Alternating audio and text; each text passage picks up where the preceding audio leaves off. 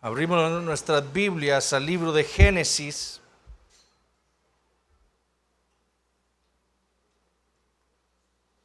Hoy vamos a estar estudiando los primeros 7 versículos del capítulo 9.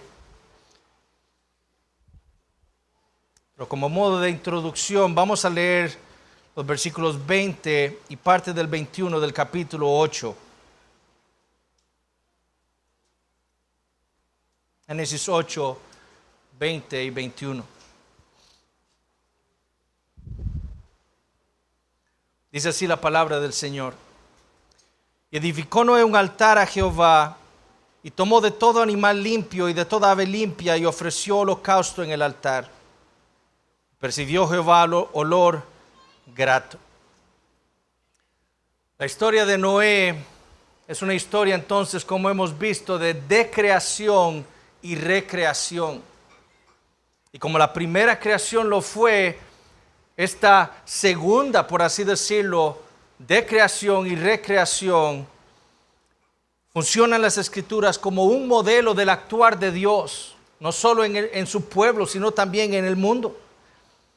Y sirve también como un modelo de lo que Dios hará con la creación en el día final, en el día que los profetas llamaron el día de Jehová. Dios, como vimos, había creado el universo. En el principio Él había creado la tierra y todo lo que en ella hay.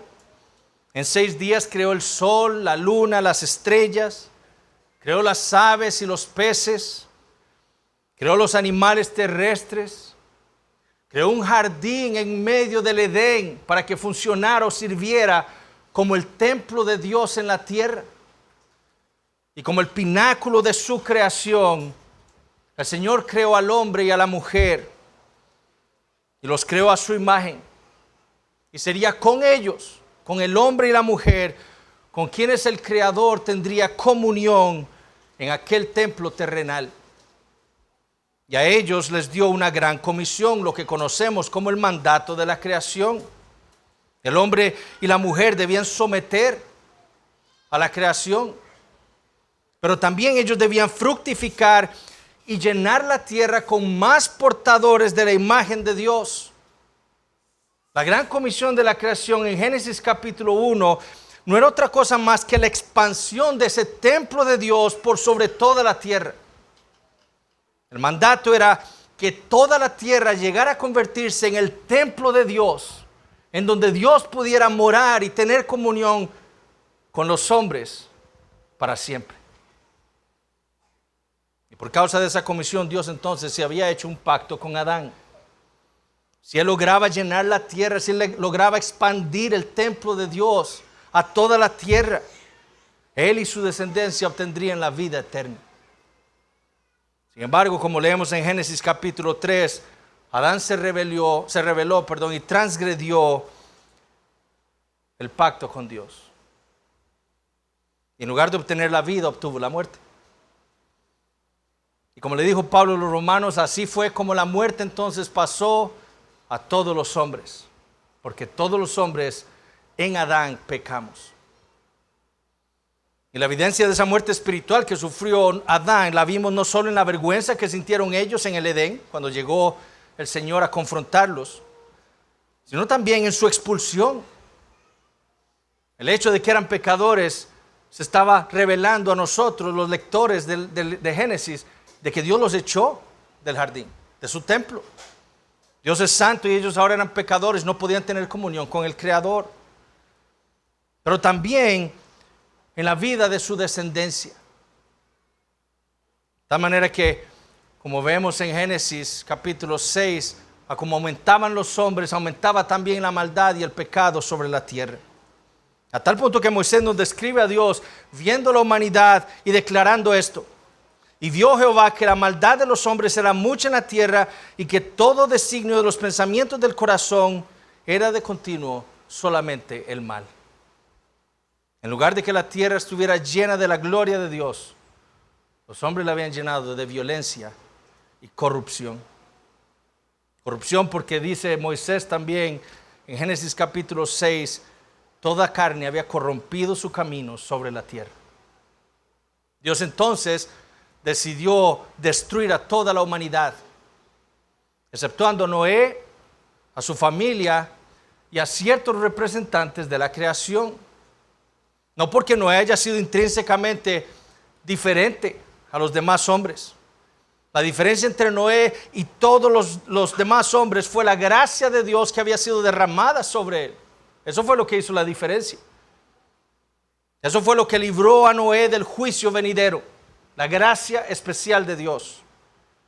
Y por medio de un arca Dios salvó a Noé, a sus hijos, a su esposa y a las esposas de sus hijos. Por medio de ese diluvio de aguas, Dios había retornado la tierra como había estado en el principio, inundada de agua, rodeada completamente por agua, y había aniquilado a toda criatura. Y un año después de que ese diluvio de aguas inició, Moisés nos dice que Dios se acordó de Noé. Y habiendo después Dios separado el agua de la tierra, habiendo seguido el mismo patrón como vimos en Génesis 8 de la creación inicial, Dios entonces hace salir al hombre, a Noé, a otro Adán, a un segundo Adán, para que caminara sobre un nuevo mundo. Noé entonces entiende su deber, como leímos ahorita, antes de regocijarse en ese nuevo mundo que Dios le había dado.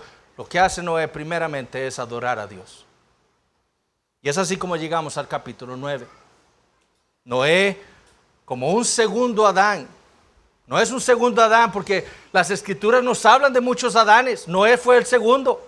Israel fue otro tipo de Adán en la tierra prometida, con una gran comisión de convertir la tierra prometida en el templo de Dios. Pero como el primer Adán y como el segundo Adán, Israel también falló en cumplir esa comisión. La Biblia nos habla de un postrer Adán, el último de los Adanes, el Señor Jesucristo. Él sí cumplió la gran comisión. Él sí logró hacer lo que Dios le había pedido. Traer una nueva creación. Y un día el Señor Jesucristo, el postrer Adán, hará una nueva creación completa, en donde Dios morará con su pueblo por la eternidad. Algo que el primer Adán había fallado. Pero Noé entra entonces como un segundo Adán. Y aquí en el capítulo 9 vamos a leer a Noé caminando sobre un nuevo mundo, como la cabeza o el representante de una humanidad, como aquel por medio del cual Dios cumpliría sus propósitos en la tierra ahora. Y en los primeros 7 versículos vemos a Dios confirmando a Noé como un segundo Adán. Y esto lo veremos primero en la repetición que Dios hace de la gran comisión que le había dado a Adán. Ahora se la hace a Noé. Y segundo, en un mandamiento que le fue añadido a esa gran comisión. Esos son los 2 puntos del sermón. La repetición de la gran comisión de Dios a Noé y el mandamiento añadido a esa gran comisión. Entonces veamos el primer punto. La gran comisión que Dios le repite a Noé. Versículos 1 al 3 del capítulo 9. Bendijo Dios a Noé y a sus hijos y les dijo: fructificad y multiplicaos y llenad la tierra. El temor y el miedo de vosotros estarán sobre todo animal de la tierra y sobre toda ave de los cielos, en todo lo que se mueva sobre la tierra y en todos los peces del mar. En vuestra mano son entregados. Todo lo que se mueve y vive os será para mantenimiento, así como las legumbres y plantas verdes. Os lo he dado todo. Noé entonces entra a un nuevo mundo junto con su familia y con todo tipo de animales que Dios le había ordenado meter dentro del arca para salvarlos, con el fin de preservar aquellas especies sobre la faz de la tierra. Y después de que Noé adorara a Dios y Dios se agradara, como leímos en el capítulo 8, de ese sacrificio de Noé, el Señor entonces procede a bendecir a Noé y a sus hijos. Y la bendición no es otra cosa más que la repetición de la gran comisión que Dios le había dado a Adán. Fructificad y multiplicaos y llenad la tierra. Como el primer Adán, ahora este segundo Adán, Noé, tendría ahora la tarea de hacer lo que Dios le había comisionado al primer hombre. Noé debía tener hijos. Pero noten que la bendición no era solo para Noé, era para sus hijos también. Los hijos de Noé también debían tener hijos. Ahora, el propósito de Dios no era simplemente que Noé y sus hijos tuvieran descendientes simplemente para llenar la tierra. Esa era la primera comisión que fue dada a Noé. Fructifíquete y llene la tierra con más portadores de Dios. Pero eso no es simplemente lo que Dios le está diciendo aquí a Noé. Eso no es lo que Moisés quiere que nosotros tengamos en mente. Porque detrás de esta gran comisión que Dios le está dando a Noé ahora está la promesa de la simiente de la mujer. Si nosotros leemos Génesis del 1 al 9 de corrido, tenemos que tener en mente que detrás de esta gran comisión está la promesa de la simiente de la mujer. Detrás de ese mandamiento está ese cumplimiento de Dios, de aquella promesa que le había dado a la serpiente de traer a aquel redentor de la humanidad que lo aplastaría a él, que lo destruiría, que vendría a salvar a su pueblo de las obras del diablo, como dice el autor de los Hebreos en Hebreos capítulo 2. Lo que nosotros debemos tener claro es que Noé ni sus hijos podían cumplir la gran comisión original. Ese mandamiento, esa gran comisión ya no se podía cumplir por los hombres, porque ahora éramos pecadores. Ella no podía expandir el templo de Dios, el cual ya no existía porque Dios destruyó el Edén con el diluvio. Ni podría entonces tampoco llenar la tierra para la gloria de Dios, porque Noé, como dije, era un pecador ya. El intento del corazón de Noé, como dijo Dios, así como el de sus hijos y el resto de su descendencia, es malo desde su juventud. Noé poseía ahora una naturaleza caída y vamos a ver en 2 domingos esto mismo. Por lo tanto, esa gran comisión original ya no podría lograrse por medio de él. La gran comisión original la cumpliría el postrer Adán, el Señor Jesucristo. Sería él quien haría la tierra el templo de Jehová, quien la llenaría de sus hermanos, los hijos de Dios, y quien haría que Dios viviera con su pueblo por la eternidad. Nosotros ya no podemos hacer eso, ni Noé tampoco. El propósito de Dios con esta gran comisión para Noé era preservar a la humanidad y a la creación misma por causa del Mesías prometido. Para que Él viniera al mundo, como veremos la próxima semana. Para eso era que Noé tenía que fructificar y multiplicarse. Porque de Él vendría el Mesías prometido. Ahora, al primer Adán Dios también le había dicho esto: y señoré en los peces del mar, en las aves de los cielos, en las bestias, en toda la tierra y en todo animal que se arrastra sobre la tierra. Eso fue parte de la gran comisión que Dios le había dado a Adán. El primer Adán debía someter bajo su autoridad como el vicerregente, como el rey en la tierra, como el representante de Dios en la tierra, a todas las criaturas. Él debía poner a las criaturas bajo sus pies. Y cuando Adán estuvo sin pecado, eso fue lo que él empezó a hacer. Nosotros vimos que en el hecho de que Adán le pusiera nombre a los animales, él estaba ejerciendo su autoridad sobre ellos. Los animales se le sujetaban a Adán. Pero ahora Dios sabe que el pecado del primer Adán no solo corrompió al hombre, corrompió a toda la creación. Y entonces, como leemos en Génesis 12, dice: y miró Dios la tierra, y aquí que estaba corrompida toda la tierra, no solo los hombres.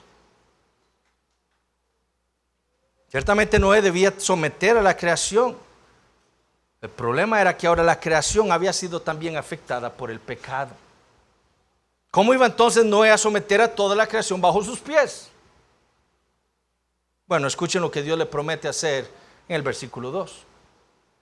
El temor y el miedo de vosotros estarán sobre todo animal de la tierra y sobre toda ave de los cielos, en todo lo que se mueva sobre la tierra y en todos los peces del mar, en vuestra mano son entregados. Con el propósito entonces de ayudarle a Noé, Dios promete poner el temor del hombre en los animales. Es decir, en su gracia común, Dios le promete a Noé que para que él pueda cumplir la gran comisión de someter a la creación, él va a poner el temor en los animales del hombre, para que los animales no le hagan daño al hombre. Porque es que por lo general los animales, inclusive los animales más feroces, huyen cuando ven a un hombre venir. Una serpiente, usted va caminando y lo que la serpiente usualmente hace es huir cuando ve a un hombre venir. ¿Por qué es que eso ocurre? Bueno, por lo que Dios promete hacer en Génesis 9:2.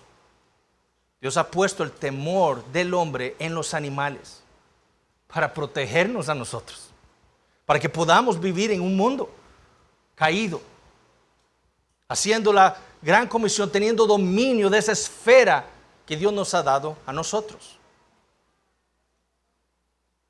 Porque es que los felinos, cuando ven a un hombre entrar en la selva, se esconden, porque le temen al hombre, por el temor que Dios puso en ellos del hombre. Y como les digo, Dios hizo esto para proteger y ayudarle al hombre en su cumplimiento de la gran comisión. En la condición en la que se encuentra la tierra después de Génesis capítulo 3, ya corrompida por el pecado, si Dios no hubiera hecho esto, probablemente quedaríamos muy pocos hombres sobre la faz de la tierra. Esto es parte de la gracia común de Dios para con nosotros los hombres. Es por eso que si ustedes leen los profetas, ¿verdad? Ellos hablan de los cielos nuevos y la tierra nueva como ¿qué? Como un león a la par de un corderito. Como hombres viviendo con los animales más feroces sin ningún problema. ¿Por qué? Porque ahí no hay pecado. No habrá pecado en los cielos nuevos y tierra nueva. Entonces los profetas ilustran los cielos nuevos y la tierra nueva como depredadores y presas, todos viviendo en paz. ¿Por qué? Porque no hay pecado. Pero ahora Dios tiene que poner el temor de los hombres en los animales. ¿Por qué? Porque hay pecado. Y para protegernos en su gracia común, hace eso. Ciertamente hay animales que le hacen daño a los hombres. Un tiburón se come a un hombre. Un perro desbarata a un niño. Eso ocurre. De nuevo, eso es por causa del pecado en el mundo, de la corrupción de la creación, por causa del pecado del hombre. Pero eso no es lo habitual. Lo habitual es que el animal le tenga miedo al hombre. ¿Por qué? Por lo que Dios ha hecho. Eso fue lo que Dios hizo y prometió hacer para cuidarnos a nosotros, para que pudiéramos multiplicarnos, para que pudiéramos cumplir la gran comisión. Pero noten que también en su gracia común, Dios le ordena al hombre comer de todo animal que se mueve y vive. Entonces, el ser carnívoro es en cierta manera ser obediente a Dios. Y lo digo en serio. Dios le dio a la humanidad la carne de los animales para su bien. Porque para esta nueva religión pagana ambientalista, el ser carnívoro es un pecado. De hecho, si ustedes se han dado cuenta, una de las cosas que los gobiernos mundiales están haciendo es planeando eliminar el consumo de carne de la dieta humana. Porque según ellos, eso es lo que está destruyendo al planeta. Y si ustedes no se han dado cuenta, también en Canadá están levantando un montón de fábricas de proteína de insectos para que los hombres coman insectos en lugar de carne animal. Eso es lo que están planeando hacer, este paganismo ambientalista. Sin embargo, en su gracia y misericordia, Dios le dio al hombre, después de Génesis 3, a los animales para su mantenimiento. Es decir, para que le sirvan para comer, para estar bien nutrido y para poder cumplir la gran comisión.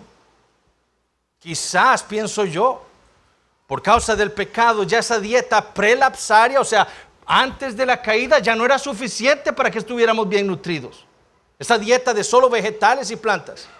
Ahora por nuestro pecado, nuestro ser se ha corrompido de tal manera que ahora Dios ve la necesidad de que consumamos proteína animal también. Y por eso es que Dios ahora Noé le da a los animales para su mantenimiento también.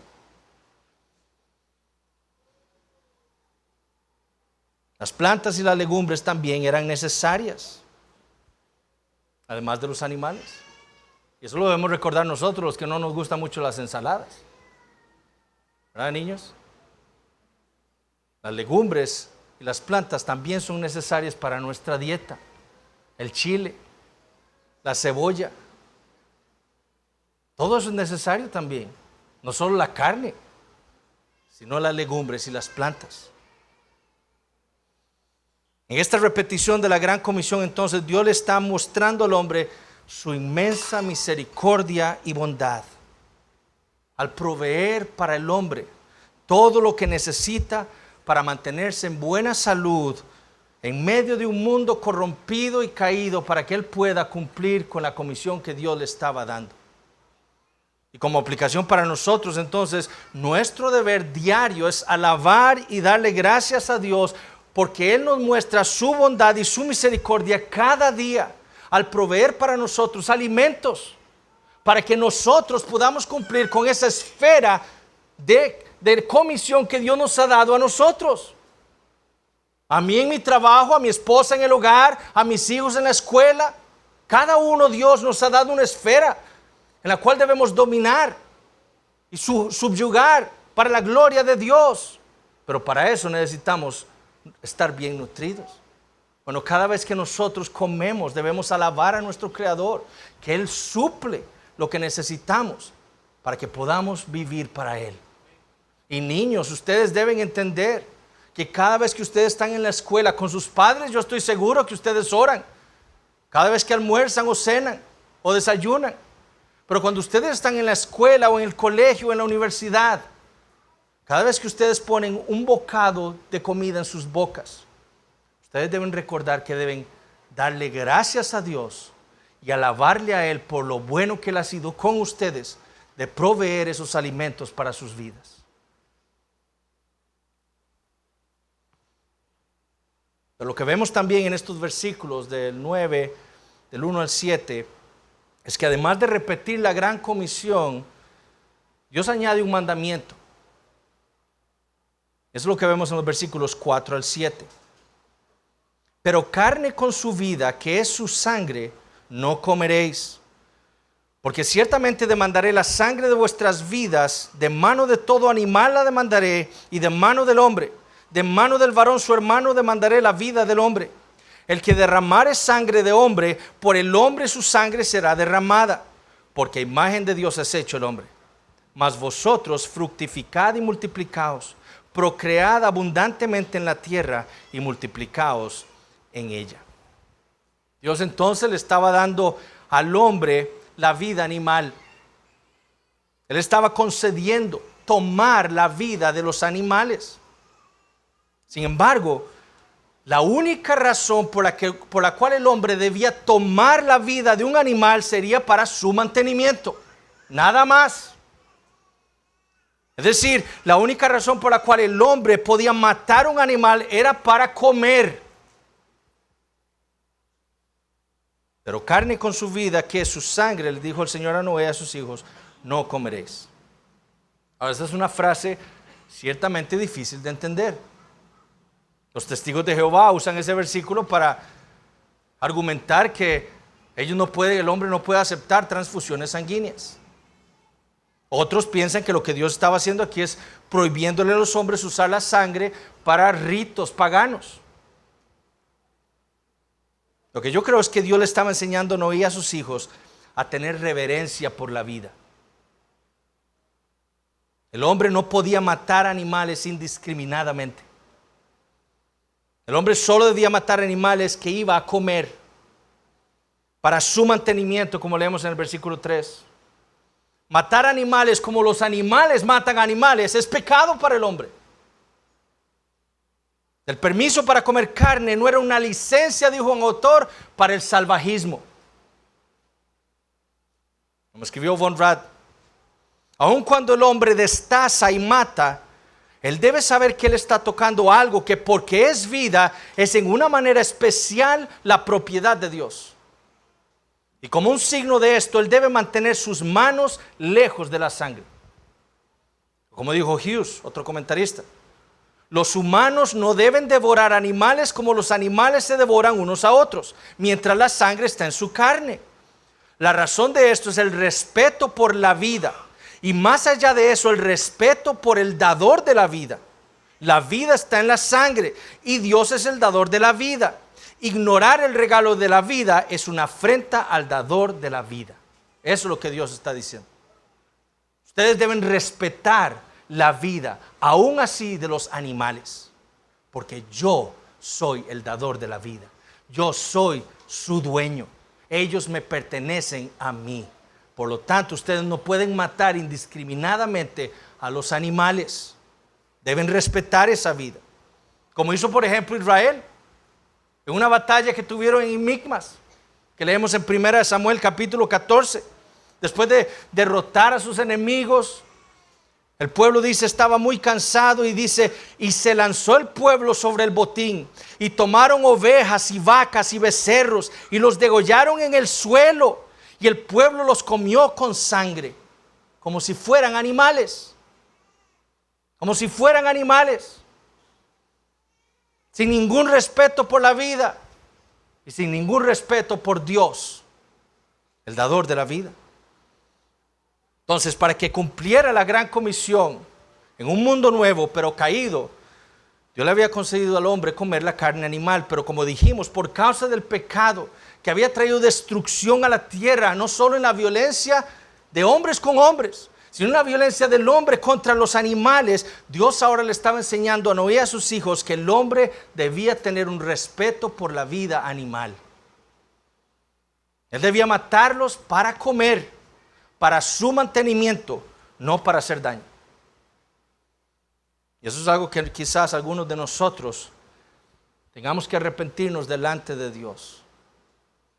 Algunos de nosotros quizás, como yo en mi niñez, en algún momento de nuestras vidas hemos sido irrespetuosos con la vida animal. Y debemos entender que haber hecho eso es irrespetar a nuestro Dios, es irrespetar al Creador, al dador de la vida. Abusar de los animales es un pecado, matándolos por matar. Si hacemos eso, estamos evidenciando la corrupción del pecado en nuestras vidas. Como los representantes de Dios en la tierra, como aquellos que portan la imagen de Dios, debemos respetar y cuidar la creación. Como Dios cuida de la creación, nosotros como sus representantes que portamos su imagen, debemos también cuidar su creación, incluyendo la vida animal. Pero si la vida animal es sagrada porque le pertenece a Dios, mucho más sagrada es la vida humana. Por eso el Señor le dice a Noé, porque ciertamente demandaré la sangre de vuestras vidas. De mano de todo animal la demandaré, y de mano del hombre, de mano del varón su hermano, demandaré la vida del hombre. Es decir, si la vida animal vale a los ojos de Dios porque los animales le pertenecen a Él y por lo tanto solo Él puede darla y solo Él puede quitarla, ¿cuánto más vale la vida humana? Y de nuevo, aquí existe una gran diferencia con esa religión pagana ambientalista. Para el ambientalismo toda vida tiene el mismo valor. Un caballo es igual que un hombre. Matar a un animal es lo mismo que matar a un hombre. Y Génesis 6 contradice tal afirmación. Génesis 9, nos enseña que esto no es así. La vida humana vale más que la de cualquier animal. Y la razón la tenemos al final del versículo 6. Porque a imagen de Dios es hecho el hombre. No hay ninguna otra criatura en la faz de la tierra que porte la imagen de Dios, solo el hombre. Y esa es la razón por la cual la vida humana es de muchísimo mayor valor que la de un animal. Ninguna otra criatura posee la imagen de Dios, ninguna otra criatura fue hecha a la semejanza de Dios. Por eso no podemos comparar jamás la vida de un animal con la vida de un hombre. Y noten que Dios dice, si un animal mata a un hombre, debe morir. Debe morir. Si un animal mataba a otro animal, no había que matarlo. Pero si un animal mata a un hombre, el animal debía morir. De mano de todo animal la demandaré. Eso fue lo que Dios le enseñó a Noé. Fue lo que Dios le enseñó a Israel, por ejemplo, también en Éxodo 21. Si un buey acorneare a hombre o a mujer y a causa de ello muriere el hombre o la mujer, el buey será apedreado y no será comida su carne, mas el dueño del buey será absuelto. ¿Por qué debían apedrear y matar a ese buey? Porque mató a un hombre. Porque mató a un hombre. La diferencia entonces es que el hombre fue hecho a imagen de Dios. Un animal podía matar a otro animal y no debía sufrir la pena de muerte. Pero si mataba a un hombre, sí debía morir. Pero igualmente, si un hombre le quitaba la vida a otro hombre, el asesino también debía morir. No solo si un animal mataba a un hombre, si un hombre mataba a otro hombre, dice Dios, ese asesino también debía morir. De nuevo, ¿por qué? Porque le había quitado la vida a un portador de la imagen de Dios. Versículos 5 y 6. Y de mano del hombre, de mano del varón su hermano, demandaré la vida del hombre. Noten esa frase al final. De mano del varón su hermano, demandaré la vida del hombre. Yo creo que aquí Moisés, inspirado por el Espíritu Santo, nos está llevando a Génesis capítulo 4. Al hecho del asesinato de Caín, de su hermano Abel. Cuando un hombre mata a otro hombre, asesinándolo, no simplemente matar, es asesinarlo, es un crimen premeditado, con maldad, está matando a su hermano. Y eso es muy grave delante de Dios. No solo está asesinando, quitándole la vida a un portador de la imagen de Dios, lo cual es gravísimo, sino que también, peor aún, está matando a su hermano, a uno igual que él. Asesinar a otro hombre es cometer el mismo pecado de Caín. Es tener el mismo espíritu de Lamec, el descendiente de Caín. Es cometer el mismo pecado de violencia del que Dios culpó a la humanidad en Génesis capítulo 6. El derramar sangre de hombre se refiere aquí al asesinato. Al asesinato premeditado. No se refiere a matar a un hombre en defensa propia. No se refiere a matar a un hombre que está poniendo mi vida en peligro o la de mi esposa o mis hijos o mis propiedades. Yo puedo defenderme. Cuando un hombre trata de hacerme daño a mí y puedo matarlo, eso no es asesinato. Eso es defensa propia. De lo que está hablando aquí Dios a Noé es la prohibición de asesinar a otro ser humano, con premeditación y alevosía, dirían los abogados. Este es el mismo pecado que se prohíbe en los 10 mandamientos. Sí, nosotros dice, no matarás, pero no es simplemente matar, es no asesinarás. De nuevo, Dios no prohíbe matar a otro hombre. Si un hombre viene a hacerme daño a mí o a mi familia, yo tengo la capacidad y el permiso de Dios de defenderme y quitarle la vida a ese enemigo. La guerra. En la guerra es permitida también matar a otros hombres. Pero el asesinato, y en las guerras también ocurren asesinatos, soldados bárbaros sin temor a Dios que asesinan niños, mujeres indefensas. Eso es asesinato. Pero la guerra es un ejemplo de matar a un hombre sin ser culpable de asesinato. Entonces aquí se está hablando del asesinato, no de matar. Y de nuevo, la razón de la prohibición es porque el hombre es hecho imagen de Dios. Ese es el punto. Asesinar a otro hombre es desear borrar la imagen de Dios sobre la faz de la tierra en ese hombre. Yo no quiero ver más a Dios, no quiero saber más de Él, lo voy a matar a usted porque usted porta su imagen. Eso es lo que está pasando en el fondo, en el corazón del asesino. Por eso es que el asesinato es un pecado tan grave. Y es la razón por la cual Dios instaura aquí la pena capital, la pena de muerte para el asesino. El que derramare sangre de hombre, por el hombre su sangre será derramada. La pena de muerte entonces le ha sido dada a la humanidad, representada aquí en Noé y en sus hijos, para proteger a la humanidad de los asesinos, para proteger a la humanidad de aquellos que quieren borrar la imagen de Dios de sobre la faz de la tierra. A ellos, la sociedad, los gobiernos, no por venganza. Eso no debemos entender que está diciendo Moisés aquí. No es una venganza, no es que el hombre, él me hizo algo, entonces yo voy y lo mato. Él mató a un familiar mío, entonces yo voy. No, Dios está hablando aquí a la sociedad humana, representada en gobiernos. Ellos serán los que acarrearán la espada para castigar al malo, y serán ellos los que matarán al asesino. Es la pena capital instaurada por Dios en un mundo caído para todo aquello que asesine a un portador de la imagen de Dios. Y de nuevo eso va en contra de nuestra cultura posmoderna. Una cultura que se rebela contra nuestro Creador, que no quiere aceptar la dignidad de la vida humana, que no quiere castigar a los asesinos como Dios dice que los asesinos deben ser castigados.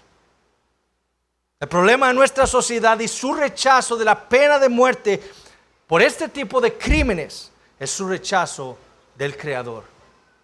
Eso es. Países socialistas como el nuestro, donde prefieren tener a las personas 25 años metidos en la cárcel por matar a otro hombre, sin ningún tipo de corrección. Eso no sirve para nada.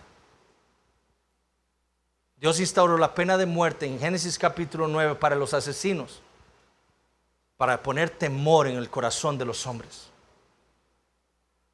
para que los hombres pudiéramos vivir en paz, para librar a la creación de tanta violencia que puede ser producida por pecadores como nosotros. Como cristianos nosotros debemos entender que la vida humana vale mucho más que la vida animal. Y por ende la pena de muerte debe ser el castigo válido y merecido para el asesino. Recordemos, esta no era una ley para Israel. Israel debía matar a los que asesinaran a otro hombre. Pero aquí no está hablándole Dios a Israel, está hablando a Noé. Y por lo tanto le está hablando a la humanidad representada en Noé, a todos nosotros, a todas las naciones, gobiernos que salieran de Noé. Es a nosotros que nos está hablando Dios aquí. Nuestro país está en contra de nuestro Creador, a no castigar al asesino como Dios dice que debía castigarlos. Ahora, como les digo, Dios no está permitiendo aquí la venganza. Es la sociedad la que debe juzgar al asesino. Son los gobiernos los que deben juzgar las acciones de una persona, ¿verdad? Dios en Israel le dio ciudades de refugio. Cuando alguien mataba a alguien, ¿para qué? Para que se estableciera un justo juicio. Y si se demostraba que fue sin culpa, entonces no debía morir. Pero si fue con premeditación, el asesino debía morir. Entonces esto no es venganza, esto es la sociedad juzgando un crimen para llegar a un justo juicio. La vida es sagrada. El hombre entonces debe respetar también la vida animal, pero la vida humana es singular. No se compara a ninguna otra vida sobre la faz de la tierra. Y es mucho más sagrada entonces. Al final Dios le dice a Noé: mas vosotros fructificad y multiplicaos, procread abundantemente en la tierra y multiplicaos en ella.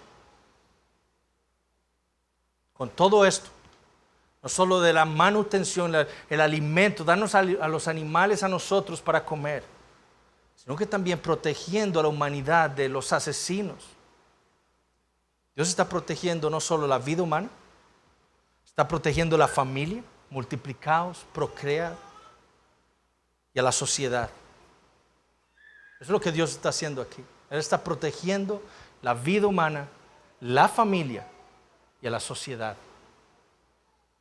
Si la simiente de la mujer iba a venir a la tierra, si el Redentor iba a venir a un mundo corrompido por el pecado, la vida humana debía ser protegida.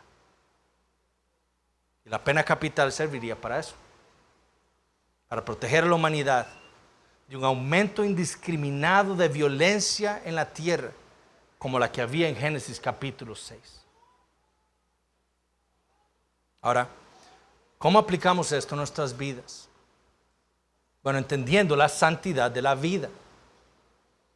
Como ya vimos, es nuestro deber como cristianos cuidar la vida animal. Dios es el creador, Él es el dueño de los animales, desde el más pequeño hasta el más grande.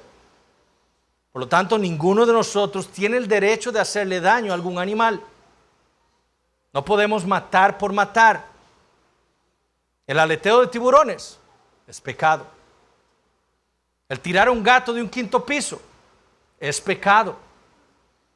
El tirarle piedras a un sapo, como hice yo cuando era niño, para matarlo, es pecado.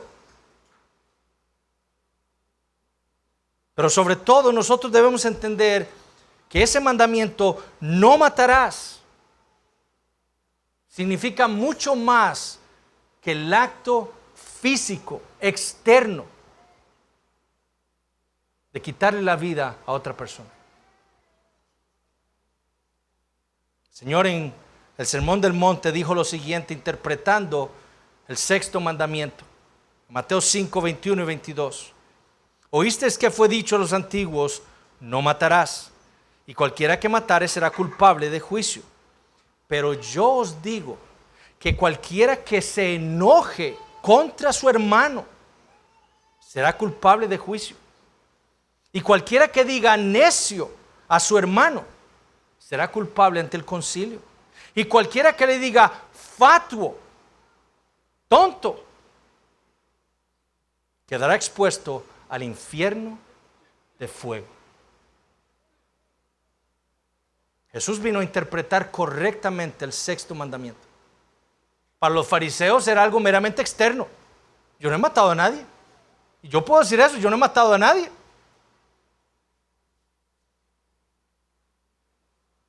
Intencionalmente, no he asesinado a nadie.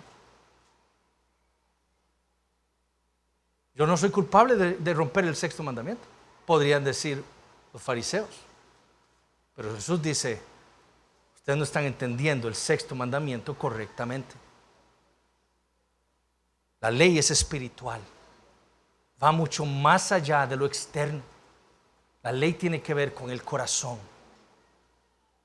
Entonces va mucho más allá de no asesinar a otra persona. Como lo explica el Catecismo Menor en la pregunta 68, ¿qué se exige en el sexto mandamiento? El sexto mandamiento exige que hagamos todos los esfuerzos legítimos para preservar nuestra vida y la de otros. La anorexia es un pecado, está violando el sexto mandamiento porque usted no está cuidando su propia vida.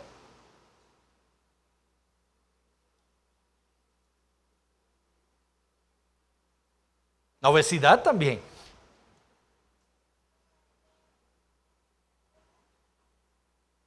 El no cuidar de otras personas. Cuando vemos en un puente parados ahí, el no tratar de ayudarlas. No estamos preservando la vida de esas personas. Es pecado. No podemos ser de la vista gorda cuando le están haciendo daño a otra persona en la calle. No tenemos que ir a ayudar.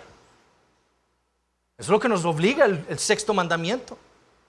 Si algo le pasa a esa persona que está siendo golpeada por otra persona, es mi culpa. Yo soy culpable porque yo no hice todo esfuerzo para preservar la vida de esa persona que está siendo golpeada. Puedo ser cobarde como son muchos hoy en día. Que ven a gente golpeando mujeres en la calle como en los Estados Unidos, ancianitos, y no hacen nada. Pasan de lado. Eso no puede ser la vida de un cristiano. El Salmo 82 dice, defended al débil y al huérfano, haced justicia al afligido y al menesteroso, librad al afligido y al menesteroso, libradlo de mano de los impíos.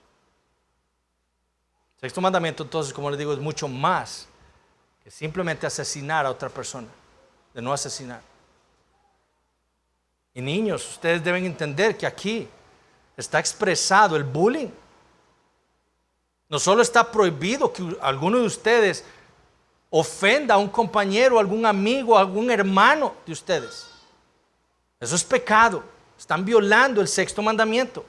Pero también si ustedes en la escuela ven a compañeros de su clase insultando, molestando a otro compañero y ustedes no hacen nada, son culpables del sexto mandamiento también.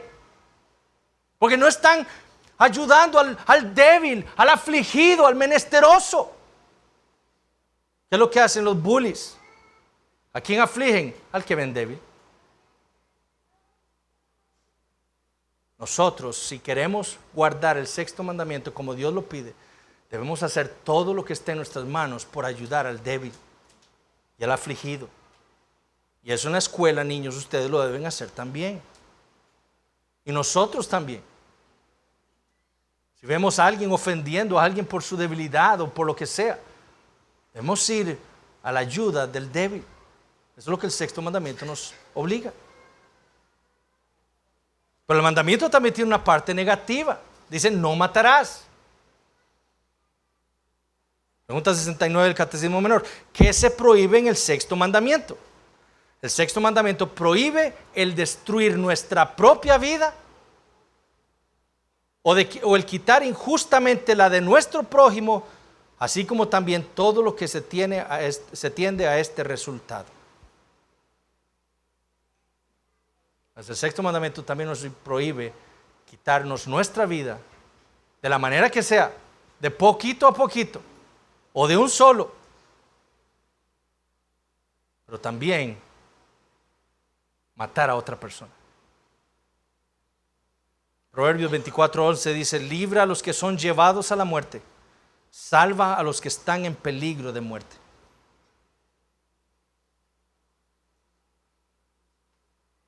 Si alguien está en peligro de muerte, es nuestro deber como cristianos hacer todo lo que esté en nuestras manos para preservar la vida de esa persona. Matar al asesino, al que quiera asesinar, es una de esas cosas que podemos hacer en el derecho de la ley. Pero debemos hacer lo posible por preservar la vida del que está en peligro de muerte.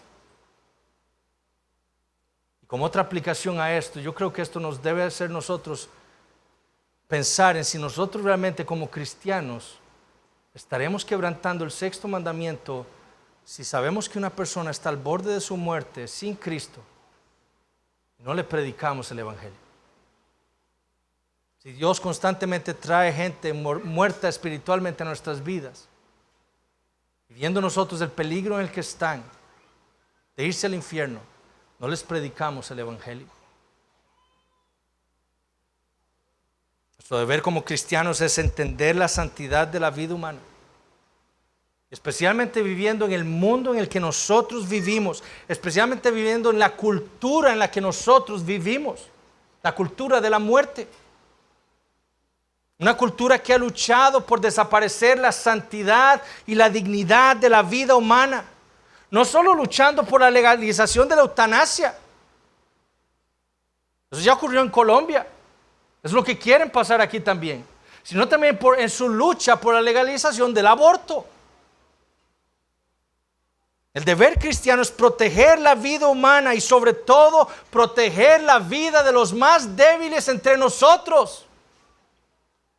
El ancianito, el bebé, el feto en el vientre de su madre. Esto no es nada nuevo, lo que estamos viendo en estos días. Eso demuestra lo pagano que es nuestra cultura.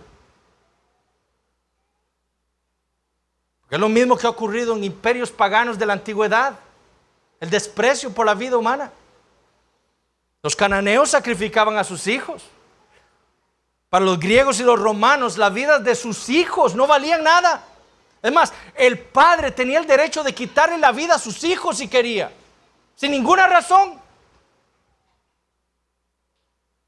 Aristóteles, ese gran filósofo griego, dijo lo siguiente: con respecto a educar a los hijos nacidos, debe existir una ley que ningún niño deforme deba vivir, sino que por causa del exceso en el número de niños, si las costumbres regulares lo prohíben, pues en nuestro estado la población tiene un límite. Pero cuando las parejas tienen niños en exceso, dejen que el aborto se procure antes que el sentido y la vida hayan comenzado. Séneca, otro filósofo, escribió lo siguiente: nosotros golpeamos a los perros con rabia en la cabeza, destruimos a los nacimientos monstruosos, también ahogamos a nuestros niños si nacen débiles o deformes. Los griegos, los romanos, toda cultura pagana nunca estimaron la vida humana, especialmente la de los niños. Muchos hijos no deseados eran dejados en la calle, sin ropa para que murieran más pronto por el frío. Otros eran echados en la basura. Hay una tumba o un complejo de tumbas en Roma, en donde hay una tumba que se llama estiércol, donde hay un niño que fue dejado morir. Así le pusieron, estiércol.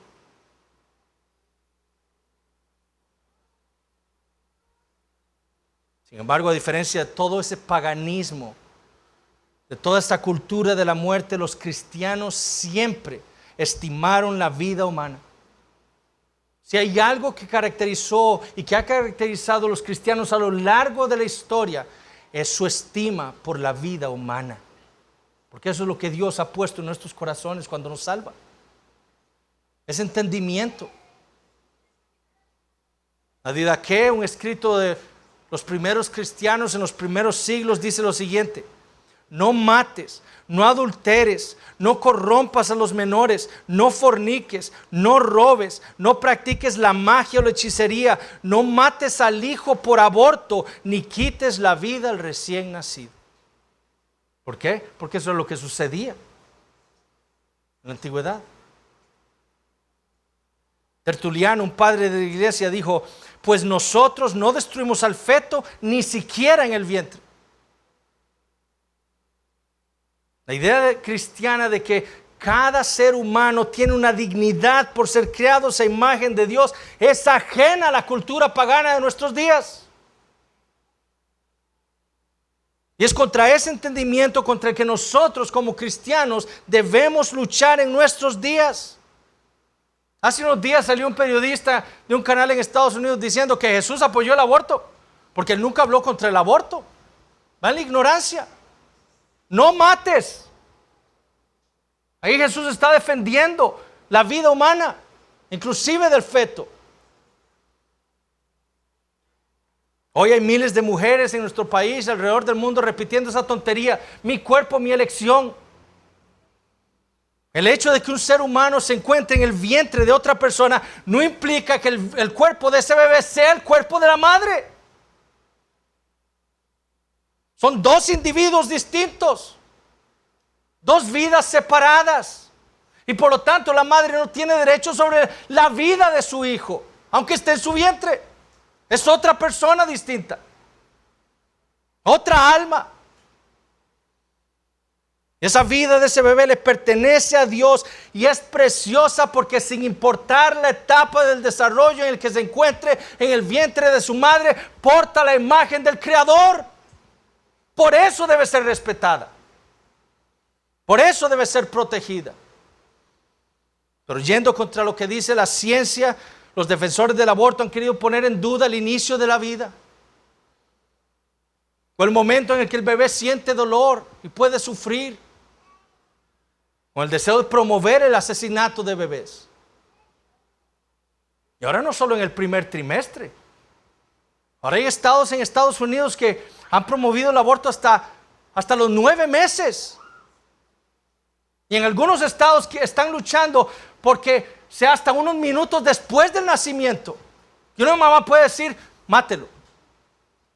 No solo pueden despedazar al bebé dentro del vientre, no solo lo pueden despedazar cuando a los 9 meses, lo pueden matar ahogado en trapos después de nacer.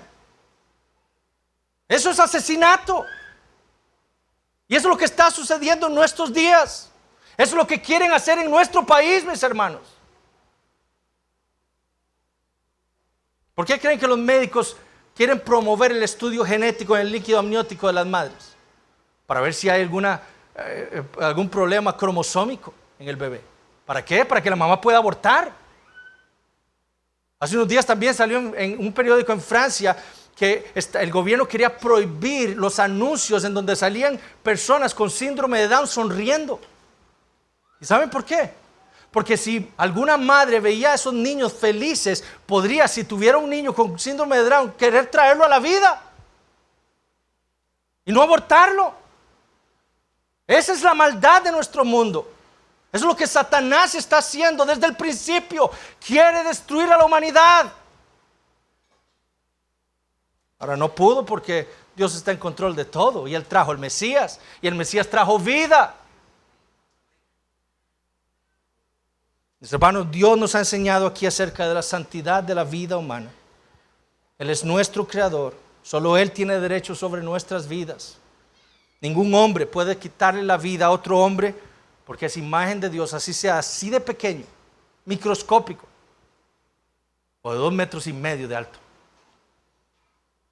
Así tenga un día de concebido, así tenga 120 años de vida. El aborto es un asesinato premeditado. Y mis hermanos, así lo voy a decir, el médico que lo practica y la madre que va deben ser culpables de asesinato. Y ese es uno de los problemas que hay en Estados Unidos con este movimiento de pro vida, que no quieren culpar a la madre de lo que está haciendo. Quieren tratar a la madre como una víctima, cuando no lo es. Nuestro deber como cristianos es valorar la vida humana. Y esto lo hacemos nosotros amando y cuidando a nuestro prójimo. Niños, amando y cuidando a nuestros hermanos. Y no matando a nadie. Criando a nuestros hijos en el Señor, evangelizándolos, enseñándoles el valor de la vida humana, enseñándoles el regalo que los hijos son de parte del Señor, para que ellos tengan más hijos. La lucha contra esta cultura de la muerte es cristianos teniendo familias, hijos teniendo hijos. La rebelión de este mundo contra la gran comisión de Dios es matando, es la muerte, buscando la muerte.